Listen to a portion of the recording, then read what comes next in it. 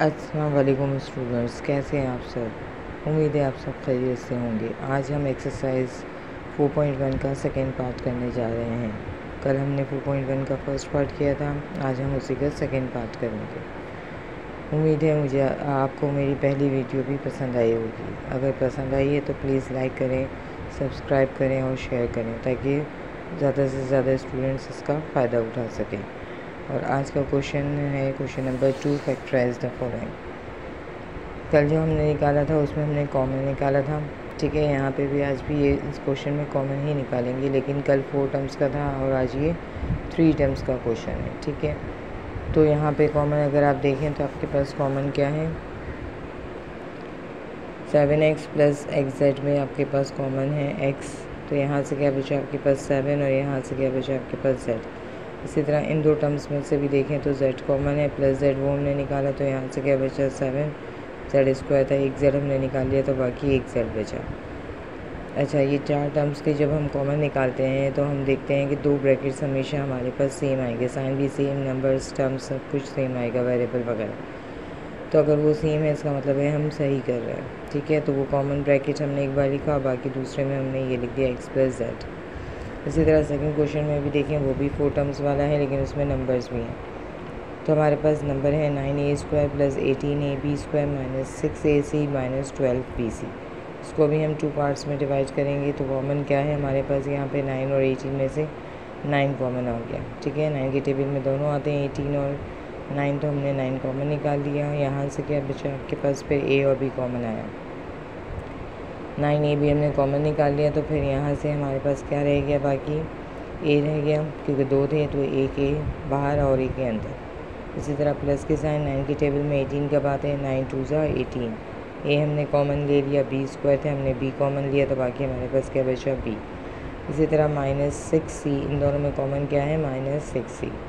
यहाँ से आपके पास क्या बचा a, माइनस माइनस प्लस, 6 के टेबल में 12 कब आ रहे हैं, 2 ज़ा, और बाकी क्या है b, क्योंकि c हमने कॉमन ले लिया। सेम ब्रैकेट आए, ठीक है, वो कॉमन ब्रैकेट हो गया a प्लस 2b। यहाँ से आपके पास है 9ab और माइनस 6c। अब इसमें भी आप मज़ीद देख रहे हैं कि कॉमन क्या निकल रहा है, 3, ठीक है। तो वो हमने 3 कॉमन निकाल लिया, क्योंकि 3 के टेबल में 9 भी आता है और 6 भी आता है। 3 कॉमन आ गया तो यहाँ से क्या रह गया आपके पास, 3 3 ज़ा 9ab माइनस 3 के टेबल में 6 कब आ रहे हैं, 3 2 ज़ा 6 और साथ में c। अरेंज करके लिख लिया, ठीक है। Move on to our next question. अब इसमें भी अगर आप देखें तो आपके पास 6 और 12 है, तो 6 कॉमन आ गया आपके पास, तो अंदर बाकी आपके पास क्या रह गया, t माइनस 6 के टेबल में 12 कब आ रहे हैं, 2 ज़ा 6 2 ज़ा 12 और साथ में ये p। इसी तरह यहाँ पे 4tq में से कॉमन क्या है आपके पास, 4q, क्योंकि 4 के टेबल में 4 भी आ रहा है और 8 भी आ रहा है। तो 4 कॉमन आ गया, साथ में आपके पास क्या कॉमन है, q, ठीक है। यहाँ से क्या आ गया आपके पास t माइनस प्लस माइनस, 4 के टेबल में 8 कब आ रहा है, 2 ज़ा, और साथ में आपके पास क्या आ गया p। सेम कॉमन ब्रैकेट है आपके पास, ठीक है। t माइनस 2p वो लिखा, बाकी दूसरे ब्रैकेट में आपने ये लिखा 6 प्लस 4q। अब इसमें से भी आप देख रहे हैं कि 2 कॉमन आ रहा है तो हमने वो कॉमन निकाला है। 2 के टेबल में 6 कब आ रहा है, 3 ज़ा, 4 कब आ रहा है, 2 ज़ा, साथ में q। ये अरेंज करके आपने लिख दिया। जितना सिंपल हो सके उसको फैक्टराइज जब तक हो सके हमें उसे करना है, ठीक है।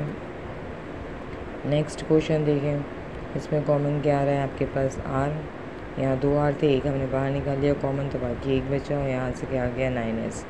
इसी तरह यहाँ पे 7 माइनस 7s कॉमन निकाला तो यहाँ से क्या आ गया r माइनस माइनस प्लस, 7 के टेबल में 6 3 कब आता है, 9 ज़ा, एक s हमने बाहर ले लिया तो बाकी एक s अंदर आ गया। सेम ब्रैकेट कॉमन है वो हमने एक बार लिखा, बाकी दूसरे ब्रैकेट में हमने लिखा s minus 7s, r minus 7s, ठीक है। इसमें मज़ीद कोई कॉमन नहीं निकल रहा, तो ये यहीं पे कंप्लीट हो गया। नेक्स्ट क्वेश्चन फ्रैक्शन में दिया हुआ है, लेकिन मेथड वो ही रहेगा आपके पास, कॉमन निकालना है आपको, ठीक है। क्या कॉमन है इसमें, अगर न्यूमरेटर में देखें तो वाई स्क्वायर कॉमन है और डिनोमिनेटर में देखें तो 4 कॉमन है, ठीक है। वाई स्क्वायर अपॉन 4 हमने कॉमन निकाल लिया तो बाकी क्या बचा यहाँ पे 1। यहाँ से क्या बचा हमारे पास z, ठीक है। यहाँ पे अगर हम कॉमन निकालें तो minus z square t upon 9, ये कॉमन निकलेगा। ये पूरी टर्म हमने कॉमन ले ली तो क्या बचा यहाँ पे 1 माइनस प्लस माइनस, यहाँ से क्या बचा z। सेम ब्रैकेट है वो हमने लिखा, बाकी दूसरे ब्रैकेट में हमने ये लिखा y² 4 और z² t/9। Move on to our last question. Question number 2 का लास्ट पार्ट है ये हमारा, ये भी फ्रैक्शन में है। यहाँ से हम देखें 10 और 5 दोनों किस टेबल में आते हैं, 5 के टेबल में आते हैं। तो 5 कॉमन आ गया, साथ में हमारे पास x कॉमन है और डिनोमिनेटर में 11। तो हमें ये देखना है 5 के टेबल में 10 कब आ रहा है। 2 x हमने कॉमन ले लिया, तो बाकी हमारे पास क्या आ गया y प्लस, और 5x हमने कॉमन ले लिया, तो बाकी यहाँ पे क्या बचा z, और 11 भी कॉमन है। इसी तरह यहाँ पे -7 और 14 दोनों 7 के टेबल में आते हैं, साथ में y कॉमन है और डिनोमिनेटर में 11।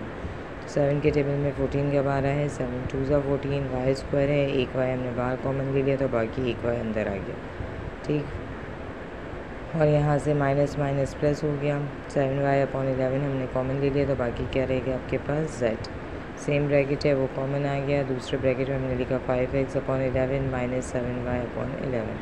अब यहाँ देख रहे हैं न्यूमरेटर में तो कॉमन नहीं है, लेकिन डिनोमिनेटर कॉमन है। तो ऊपर हमने क्या लिखा, ऊपर कोई नंबर कॉमन नहीं है, 1 के टेबल में तो सभी आते हैं, तो 1 कॉमन है, और नीचे क्या आ गया, डिनोमिनेटर में 11। यहाँ से क्या बचा आपके पास 5x -7 अरेंज करके लिख दिया। आई होप आपको मेरी वीडियो पसंद आई होगी। स्क्रीनशॉट ले लें इसका, अगर पसंद आई है तो लाइक करें, शेयर करें, चैनल को सब्सक्राइब करें, ताकि मेरी तमाम वीडियोस आप तक पर वक्त पहुंच सके। और बाकी तमाम दूसरे स्टूडेंट्स के साथ भी शेयर करें, ताकि वो इसका फ़ायदा उठा सकें।